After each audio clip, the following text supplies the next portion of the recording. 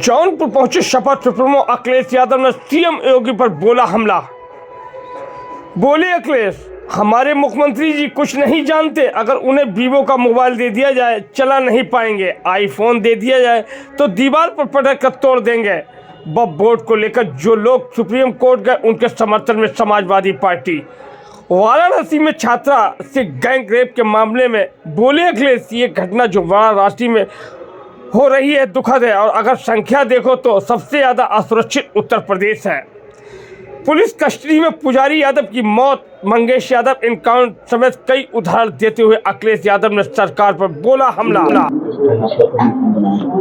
जो आज संभव इलाज है, परिवार ने पूरा इलाज कराया, उसके बाद भी उनके परिवार के सदस्य उनके पिता नहीं रहे। इस पारिवारिक कार्यक्रम में शामिल होने आए। जौनपुर समाजवादियों का बहुत पुराना जिला रहा है। नेताजी से लेकर के और पूर्व में बहुत बड़े बड़े नेता यहाँ से बने, परिवर्तन लाए, राजनीति को हमेशा दिशा देने का काम किया है। इधर जो सबसे बड़ी लड़ाई थी लोकसभा की, जिसमें संविधान बचाना, लोकतंत्र बचाना, और जिस तरह भारतीय जनता पार्टी काम कर रही थी, उसकी गलत नीतियों के खिलाफ जनता में आह्वान समाजवादियों ने और गठबंधन के साथ, इंडिया गठबंधन के साथ आए। उसका परिणाम ये हुआ है, न केवल जौनपुर की जनता ने, जिसमें दोनों लोकसभा हैं, जौनपुर लोकसभा, मछलीशहर लोकसभा और आसपास की बहुत महत्वपूर्ण लोकसभा इंडिया गठबंधन के पक्ष में आई। इंडिया गठबंधन समाजवादी पार्टी और समाजवादी पार्टी का एक एक कार्यकर्ता, नेता, जिसने अपनी लड़ाई समझी, संविधान के बचाने की अपनी लड़ाई, बाबा साहब भीमराव अम्बेडकर जी का जो रास्ता था, डॉक्टर राम मनोहर लोहिया का, नेताजी का जो रास्ता था, उस रास्ते पे चल करके यहाँ के नेता कार्यकर्ताओं ने एकजुट होकर के जो पार्टी का फैसला था उसके पक्ष में मतदान हुआ, और परिणाम आप देखिए, बहुत दिनों के बाद दोनों लोकसभा समाजवादी पार्टी के पक्ष में आई। मैं एक एक मतदाता का धन्यवाद देता हूं।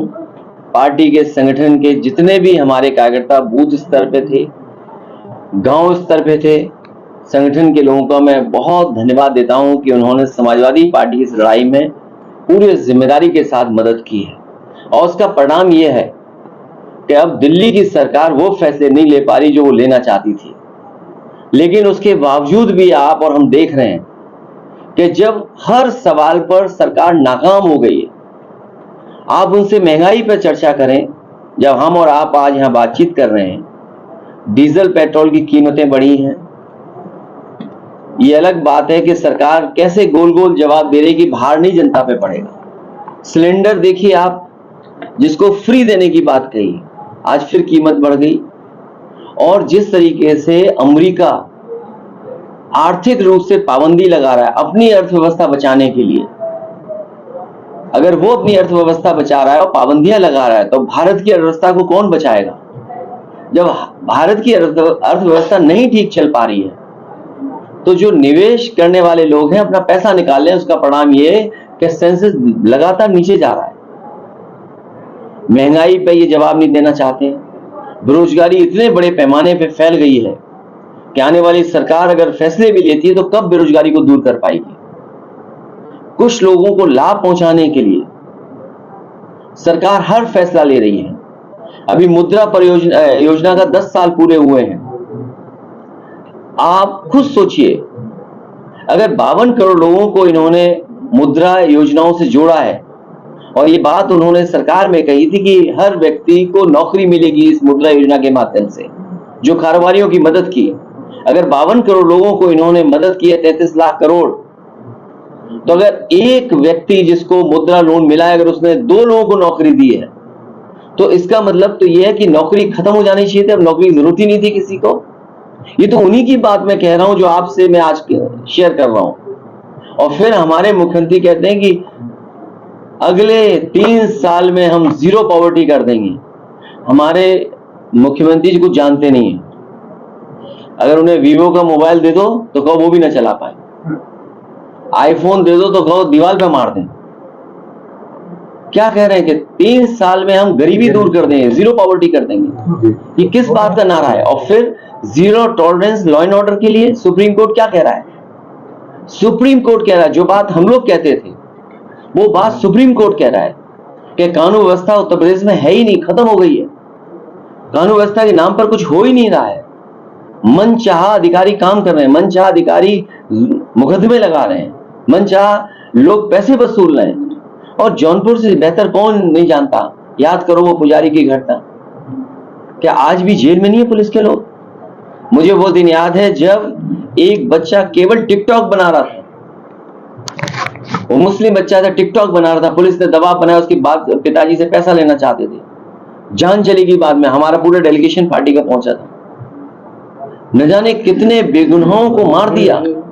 और यही जौनपुर है जहां पर अपनी नाकामी छुपाने के लिए बैंक डकैती के मामले में एक फेक इनकाउंटर किया था।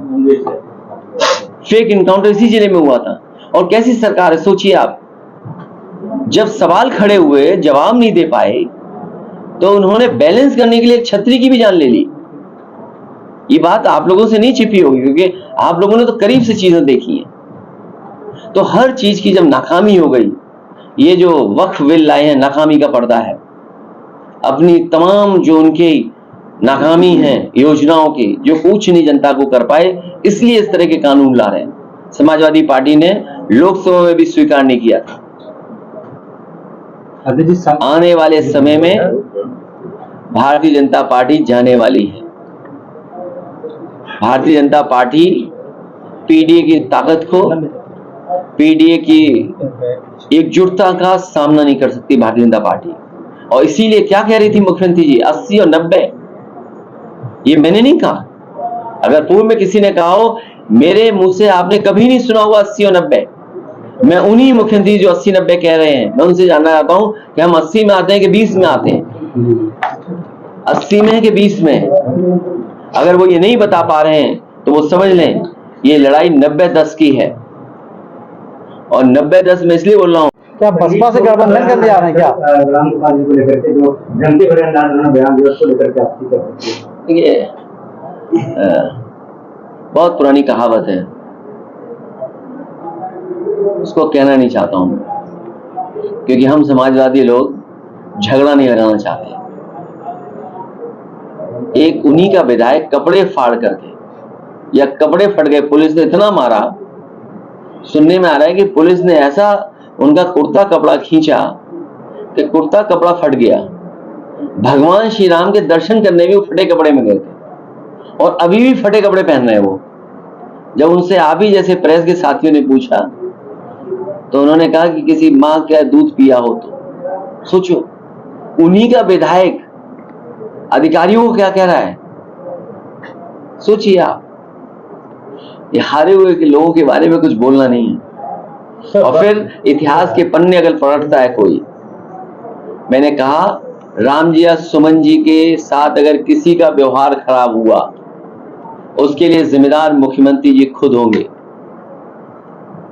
जौनपुर में एक मुस्लिम कद्दावर नेता की पत्नी का देहांत हुआ, खुद एडमिट है, बीमार है, क्या उनके घर भी जाएंगे? नहीं, मैं नहीं जा पाऊंगा, मैं बहुत पुराने हैं, मैंने ही उन्हें बनाया, मैं उनका पूरा ख्याल रखूंगा, हमारी पार्टी पूरा ध्यान रखेगी। और कभी कुछ ही दिन पहले अभी प्रदेश अध्यक्ष जी भी घर होकर के आए थे। ये घर छूट गया था, प्रदेश अध्यक्ष जी नहीं आ पाए थे। हमारा कार्यक्रम आना तय था। कल हमारा ईद और होली मिलन का है। मैं जौनपुर जब आऊंगा तो उनके घर भी परिवार गठबंधन करने जा रहे हैं क्या आप 27 में? ये बीजेपी का सवाल मत पूछो। आप लोग सुप्रीम कोर्ट जाएंगे क्या? ये नया जो कानून बना है इसके खिलाफ आप लोग सुप्रीम कोर्ट? हमारी पार्टी अपनी कानूनी और जो लोग सुप्रीम कोर्ट गए हैं उनके पक्ष में है। आपने लोकसभा में सुना होगा, समाजवादी पार्टी के राष्ट्रीय प्रमुख महासचिव ने यही स्टेटमेंट दिया था कि अब हमारे पास एक ही रास्ता है, सुप्रीम कोर्ट जाए। अखिलेश यादव की सरकार अगर आती तो क्या ये जो रवायत शुरू हुई है इसको किस तरह से डील करेंगे? जो आपका जौनपुर का मेडिकल कॉलेज आधा अधूरा पड़ा हुआ है, इलाज के लिए चले जाओ तो डॉक्टर मार दे आपको। इतनी शानदार बिल्डिंग बनी है। ये वही बिल्डिंग, वही कॉन्ट्रैक्टर आर्किटेक्ट थे जिन्होंने लोकसभा बनाई है। हम लोग तो जौनपुर का अच्छा मेडिकल कॉलेज देना चाहते थे। क्या हालत है मेडिकल कॉलेज की। Dial 100 one of the best response system दिया था हम लोगों ने। पुलिस क्या कर रही है? क्या न्याय दे रही है उससे? जो एम्बुलेंस सर्विसेज दी थी हम लोगों ने, वो इसीलिए दी थी कि गरीब अगर गांव में है, उसको तकलीफ परेशानी है तो फोन करे, एम्बुलेंस आए, उसकी मदद कर दे। और गर्भवती महिलाओं के लिए फ्री थी। उस व्यवस्था का क्या हुआ? और फिर जहां कहीं भी समाजवादियों ने लैपटॉप दिया, वो आज भी चल रहा होगा। जो नेटवर्क आप इस्तेमाल कर रहे हैं, जिस नेटवर्क पे आपका चल रहा है ये मोबाइल, उस इन्वेस्टमेंट को लाने का काम समाजवादियों ने किया था।